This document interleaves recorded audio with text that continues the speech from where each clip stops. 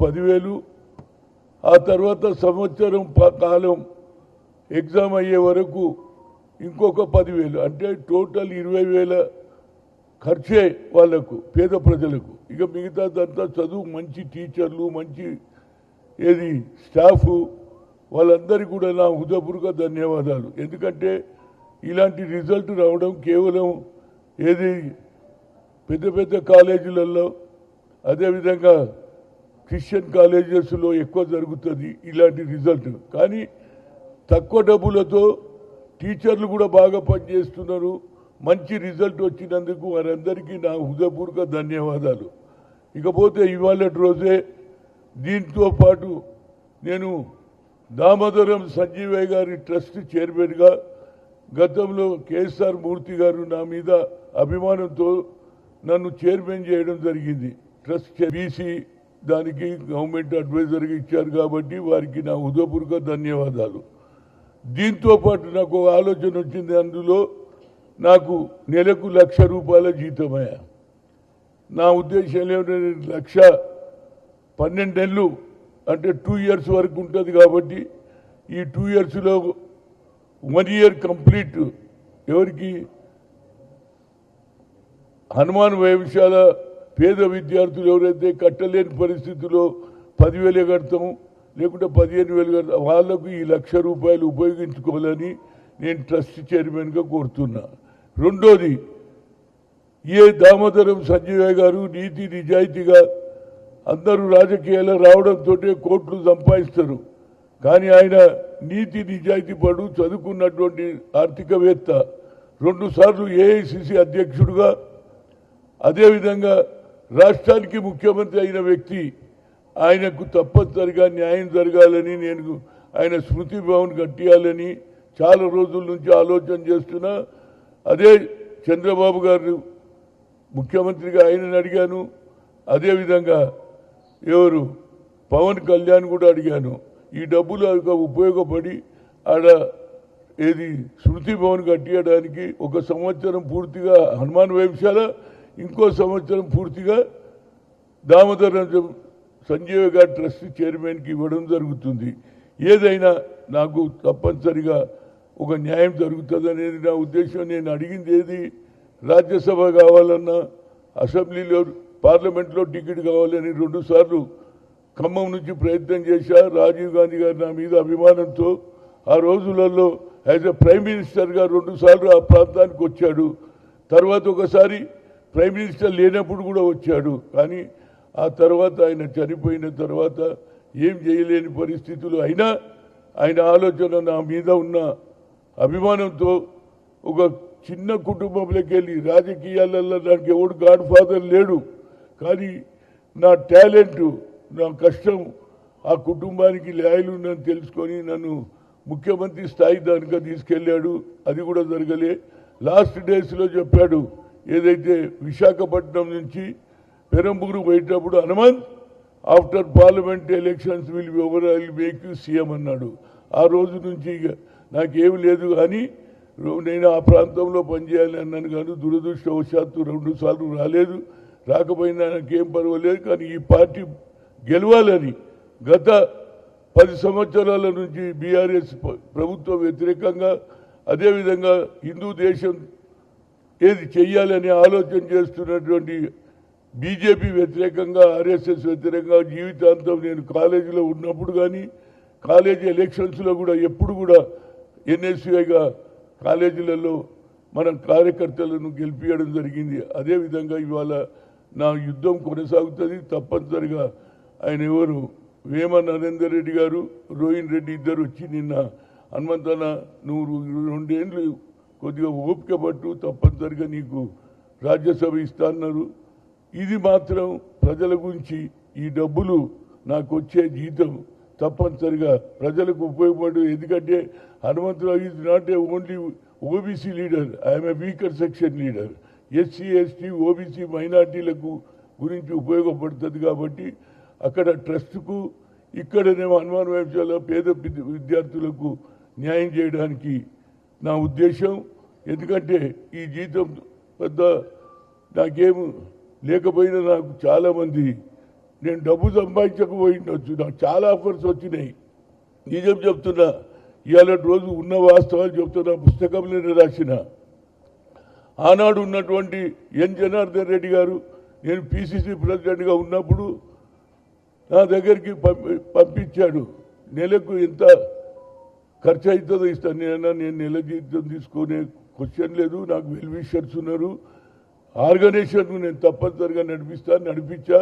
అదేవిధంగా పెద్దలైనటువంటి మాజీ ప్రధానమంత్రి పివి నరసింహారావు గారి ఆలోచన మేరకు ఇందిరాగాంధీ సమయంలో ఏదైతే ప్లీనరీ సెషన్ జరగలే, ఆ ప్లీనరీ సెషన్లో ఆయన ముఖ్యమంత్రి ప్రధానమంత్రిగా ఆయన కావాలనే ఆలోచనతో ఏఐసిసి అధ్యక్షుడు ఉంటే అది కూడా ఆ పని కూడా నేను చేయడం జరిగింది.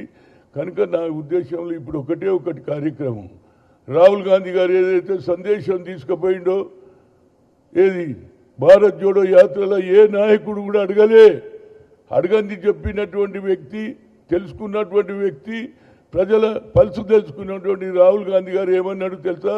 రైతులను కలిశాడు, నిరుద్యోగులను కలిశాడు, పేద ప్రజల గురించి తెలుసుకొని ఏమన్నాడు తెలుసా? అరే నేను కేవలం ఎస్సీ ఎస్టీలకే అన్యాయం జరుగుతుంది అనుకున్నా, కానీ అందరికంటే ఓబీసీలకు అన్యాయం ఎక్కువ జరుగుతుందని we come to the power, will conduct caste wise census, జితనా హిస్సేదారి యుక్తి భాగీదారి అన్న తర్వాతనే మన రాష్ట్రంలో 10 జిల్లాలు తిరిగా. ఆ తర్వాత మా పిసిసి అధ్యక్షుడు రేవంత్ రెడ్డి గారు కూడా కామారెడ్డిలో డిక్లేర్ చేశాడు, 42% అన్నాడు. దాని తర్వాత రావడంతో, ముఖ్యమంత్రి కావడంతో ఫస్ట్ కార్యక్రమం ఏం చేశాడంటే 150 కోట్లు శాంక్షన్ కేబినెట్లో నిర్ణయం తీసుకున్నాడు. ఇంటింటికి తిరిగాడు. ఇంటింటికి పోయాది మా కులగన ఎంత ఉందని చెప్పాడని. 56% బీసీలు ఉన్నారని మా రేవంత్ రెడ్డి గారే చెప్పారు. కానీ ఇవాళ గతంలో నేను ఓబీసీ ఎంపీస్ కన్వీనర్గా దేశంలో ఉన్నప్పుడు నరేంద్ర మోడీని 3 సార్లు కలిసినానండి. ఒకసారి 42, ఒకసారి 64, ఒకసారి 85 మంది. సార్ మాకు అన్యాయం జరుగుతుంది, మా జనాభా మోర్ దాన్ 60% ఉంటుంది దేశంలో. అదే నితీష్ కుమార్ గారు ఏది బీహార్లో జరిపితే 62% వచ్చింది. దాని తర్వాత కోర్టు కొట్టేసింది. అదేవిధంగా ఐఐఎంలో రిజర్వేషన్ లేదని సుప్రీంకోర్టు కొట్టేస్తే అప్పుడు నేను అర్జున్ సింగ్ గారు హెచ్ఆర్డీ మినిస్టర్ సోనియా గాంధీ దగ్గర వెళ్ళాం. మేడం మేము లోకల్ లాంగ్వేజ్లో చదువుతాం, తెలుగు, మలయాళం, అన్ని కన్నడ. పిల్లలు 1,30,000, 1,40,000 ఐఐటీలో సంపాదిస్తున్నారు. అదేవిధంగా ఆల్ ఇండియా మెడికల్ సైన్సెస్లో డాక్టర్లు అవుతున్నారు. అదే ఆలోచనతో ఇవాళ రాహుల్ గాంధీ ఆలోచన ఇంప్లిమెంట్ చేయాలి.